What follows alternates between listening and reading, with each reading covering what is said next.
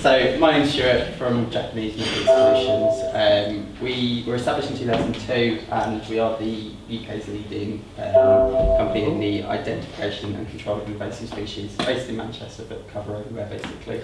We work with a huge range of clients, so from private homeowners to local authorities, large landowners and developers. Just to point out that we're members of the PCA and INSA, which are the two trade bodies, so if you're going to employ a contractor, look out for those things.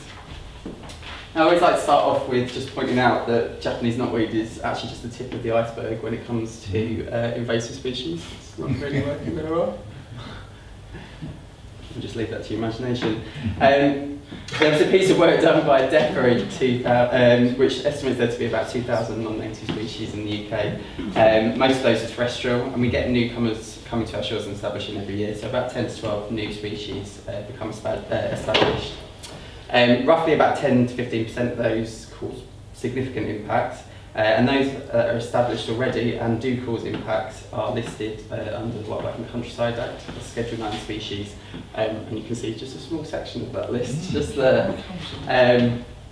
But you can see things like Himalayan balsam, giant hogweed, Montbretia, cotoneases, and a lot of them are garden species that you've probably got in your own gardens.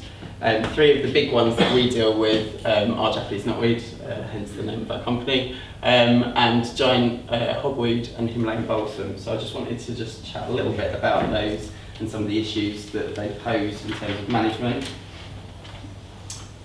Japanese knotweed then, pretty much everyone should be aware of Japanese knotweed.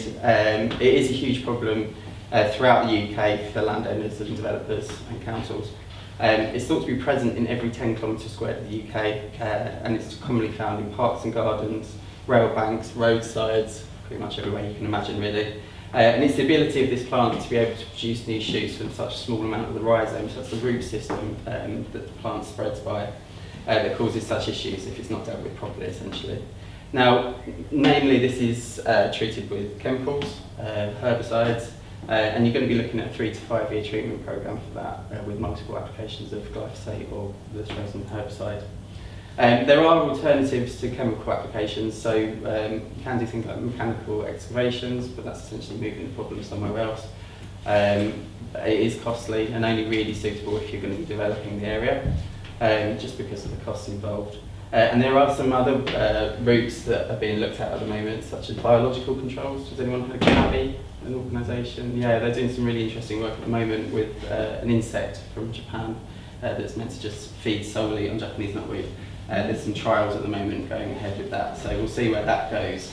But it's the root system that it spreads by, which is why it's so difficult to treat. Another species which is much easier to control without chemicals is the annual species, Himalayan balsam. These species lend themselves much more readily to chemical-free control. You can pull it up, you can bash it, you can cut it, you can mow it. But essentially what the aim is here is to stop the plant flowering and spreading seed. Because those seed captures there that you can see can catapult seeds up to 7 metres, so they kind of explode when you touch them. It does take continued effort over a number of years because the soil seed bank can remain viable for up to 3 years. But it's a great species if you've got friends of groups or volunteer groups, get them out, free labour, a little bit of guidance because they can sometimes get a little carried away and want something left.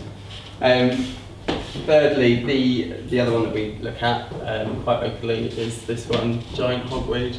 It's a perennial species, but it's really quite nasty. It contains toxic compounds in the sap that react with UV light and cause severe blistering and burns to your skin. Each of those plants can take a number of years to gain enough energy to send up the huge flower spikes and seeds. And when it does seed, it's 50,000 seeds per plant. So and they can remain viable in soils for up to 14 years. The key to prevent this species, again like Himalayan balsam, is to prevent its seeding. Obviously every plant that you prevent seeding, you're saving yourself a huge amount of seed that's potentially going to spread that infestation. You can cut it or even hand pull small saplings, but it has a taproot on it, and if you cut it to ground level, it really encourages more growth. It's quite vigorous. I would suggest though that with the health implications and the risk of damaging skin, just leave that one to contractors that have the appropriate PPE.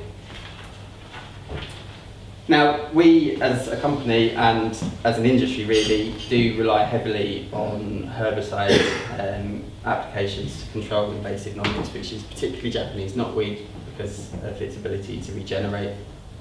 Currently, JKSL contracted to chemically treat 642 sites across the UK.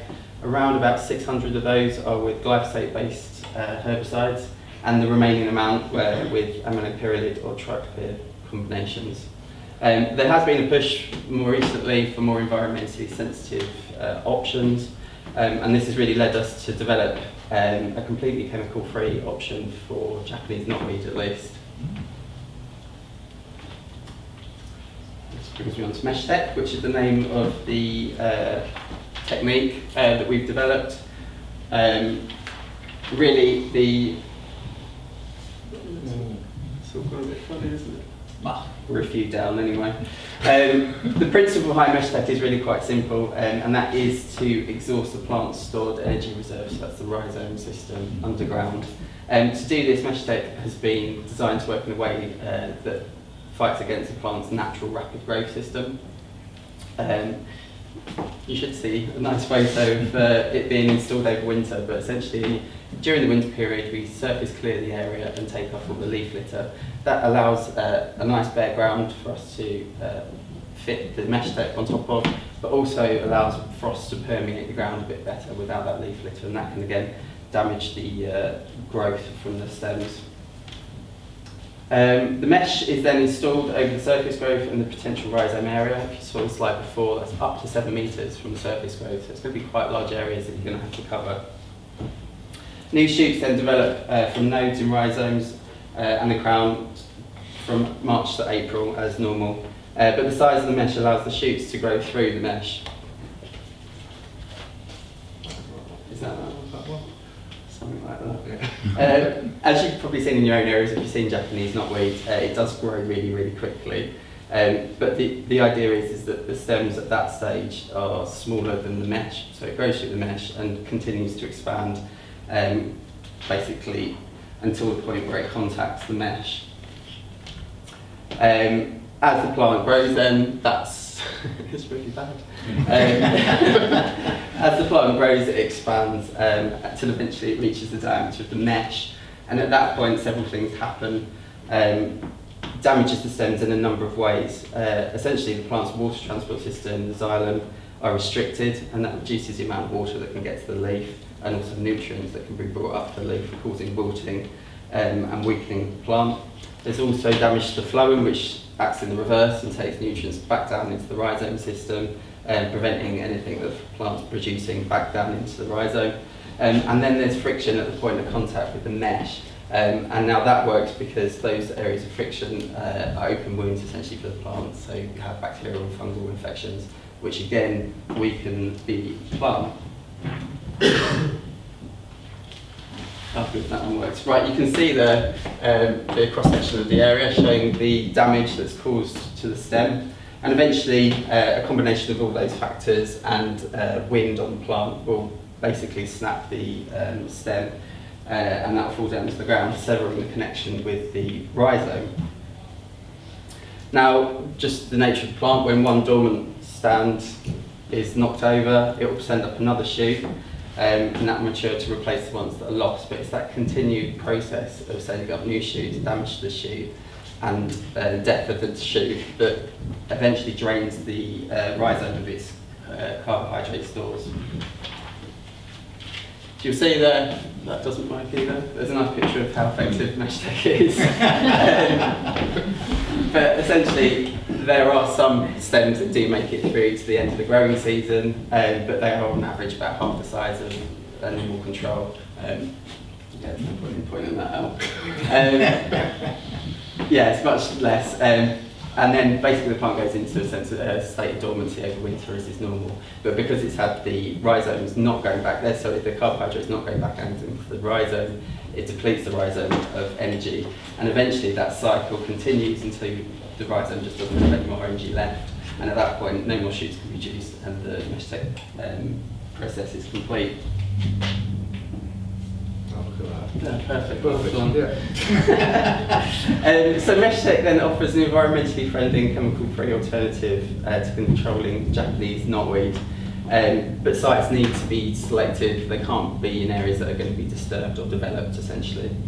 Some of the areas you might want to consider it are parks and open spaces, riverbanks, road verges, and also quite good environmentally sensitive areas, so if you've got triplocytes and things within your boroughs. The cost for installation then varies depending on the site and the amount of work that needs to go into preparing it, but it's roughly in the region of the chemical warranty starting point, so about £3,000 to £3,500 starting point. It is a longer term solution. You're going to be looking at 5+ years to get the Japanese knotweed under control. But one of the good things about this is that the mesh is completely reusable. So if you've got other areas in the borough that you could use it, you can take it up and then use it again in another area. There is some information that I've left. I think it's gone into the pack. Isn't it? Yeah, so that's got my contact details, some further information about MeshTech. And if you have got any questions about that or any other services that we provide as a company, just get in touch.